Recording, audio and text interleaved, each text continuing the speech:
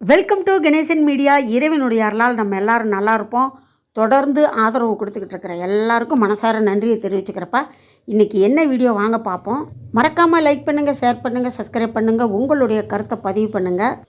நாராயணன் காலையில் குளிச்சுட்டு சாமி கும்பிட்டுட்டு வேலைக்கு கிளம்புவாப்பா. அப்பாவும் பிள்ளையும் என்னென்ன பண்ணிக்கிட்டு இருக்காங்க பாருங்கள். இவங்க 2 பேரும் சேட்டதே பெரிய சேட்டை வீட்டில். இங்கே பாருங்கள், நான் கிச்சனில் டிப்ஸுக்காக வீடியோ எடுத்துக்கிட்டு இருந்தேன்.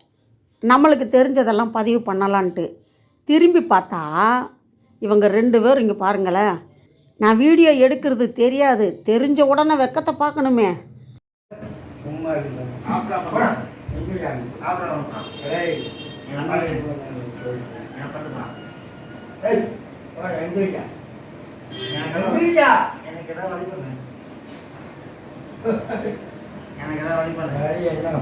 நான் வீடியோ எடுத்துக்கிட்டு இருக்கேன் நாராயணா.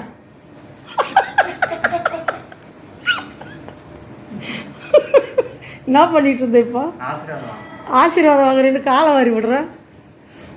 இந்த வீடியோவெல்லாம் போடக்கூடாதுன்னு அப்பா திட்டினார்.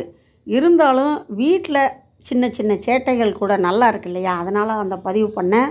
இந்த கூடை வாங்கிப்பா 14 வருஷத்துக்கு மேலாச்சு. ஷூட்டிங் போகும்போது தேவை அப்படின்னு வாங்கினது.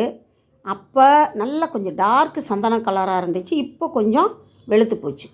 ஆனால் வெடிப்பு வீரல் எதுவும் இல்லை. தரம் அப்படியே நல்லா இருக்குப்பா. ஷூட்டிங் போகும்போது பழங்கள், அப்புறம் நம்மளுக்கு தேவையான தட்டு, கிளாஸு இதெல்லாம் எடுத்துகிட்டு போவேன். அந்த சர்க்கரை, ஊறுகாய் டப்பா, அதாவது நம்மளுக்கு என்ன தேவையோ அதெல்லாம் ஒரு டப்பாவில் போட்டு இந்த பெட்டியில் தான் எடுத்துகிட்டு போவோம். இப்போ எல்லாம் பெருசாக ஷூட்டிங் போகிறதில்ல. ஓரமாக வச்சுருந்தேன். திருப்பி நம்ம ஏதாவது போட்டு வைக்கலாம், நல்லா இருக்குது. இப்போ வெயிலுக்கு அப்பப்போ பழங்கள் நிறைய வாங்குகிறோமா, ஃப்ரிட்ஜில் வைக்க முடியாத பழங்களை இதில் வச்சிடலாம் பேசாமல். கழுவும் போது இந்த கூடை சொன்ன மாதிரி நான் கற்பனை பண்ணினேன். அப்பப்போ என்னைய தேவைக்கு பயன்படுத்திட்டு இப்போ ஓரமாக வச்சுட்டிங்களே, உன் கூட தானே 15 வருஷமாக இருக்கேன். என்னை கூட கழுவுறதுக்கு உனக்கு இப்போதான் தோணி இருக்குது. உன் கூட இருந்த என்னையவே மறந்துட்டியே, இப்போயாவது உனக்கு நினப்பு வந்துச்சே, உன் கூட என்னைய வச்சுக்க அப்படின்னு சொன்ன மாதிரி.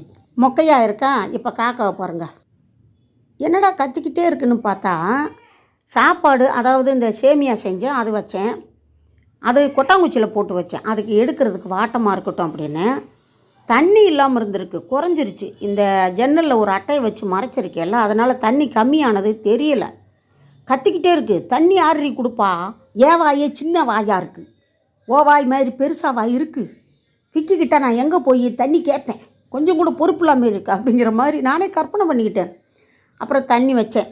நல்லா அப்படியே குடிச்சிட்டு இவங்க போய் இன்னும் 2 பேர்கிட்ட சொல்லுவாங்க, அந்த ஜன்னலில் ஒரு அம்மா வச்சுருக்கு, போய் குடிங்க, செம வெயிலாக இருக்குது, இந்த தண்ணியாவது குடித்து நம்ம உயிர் வாழலாம். ஏன்னா உண்மையிலேயாப்பா, வாய் இருக்குது, தண்ணி தாகம் எடுக்குது செய்துன்னு கேட்கலாம், ஒரு கடையில் வாங்கி குடிக்கலாம். ஆனால் வாயில்லாத ஜீவன் என்னப்பா பண்ணும்? இப்போ ஊர்களெல்லாம் பார்த்திங்கன்னா சிட்டுக்குருவி இருக்கும், சிட்டுக்குருவிக்காக வைப்பாங்க. இப்போ எங்கள் பையன் அவங்க மாடியில் தண்ணி வைக்கிறான். நான் நிறைய பேர்கிட்ட சொன்னேன் நேர்லேயே, உங்களால் முடிஞ்சது உங்கள் வீட்டில் எந்த இடத்துல கொஞ்சம் சாப்பாடு தண்ணி வைக்க முடியுமோ வையுங்க. ஏன்னா வாயில்லாத ஜீவராசி, அதுக்கு கேட்க தெரியாது. ஆனால் நிறைய பேர் காக்காயை முன்னோர்கள்னு சொல்கிறாங்க. காக்காயை காக்கா அப்படின்னு சொல்கிறோம் இல்லையா, அதில் ஒரு அர்த்தம் இருக்கான். காக்கா அப்படின்னா எங்களை காக்க தெய்வம் மாதிரி அப்படின்னு அர்த்தமா. ஏன்னா முன்னோர்கள் இவங்க ரூபத்தில் தான் வர்றாங்க அப்படின்னு சொல்லிக்கிட்டு இருக்காங்க. நிறையா விஷயம் நடக்குதுப்பா, எனக்கு சொல்கிறதுக்கு டைம் இல்லை. அந்த அக்கா வீட்டுக்கார் இறந்தப்போ நாங்கள் சாப்பாடு வச்சோம். அங்கே ஒரு விஷயம் நடந்துச்சு, நான் அதை விலாவாரியாக சொல்கிறேன். எல்லாருமே அப்படியே ஆச்சரியப்பட்டுட்டாங்க.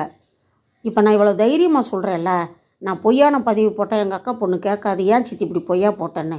அதனால் நான் சொல்கிறதெல்லாம் உண்மைதான். நம்மை மீறின ஒரு சக்தி இருக்குப்பா, அது யாரும் மறக்கவும் கூடாது, மறுக்கவே முடியாது. சரிங்களா?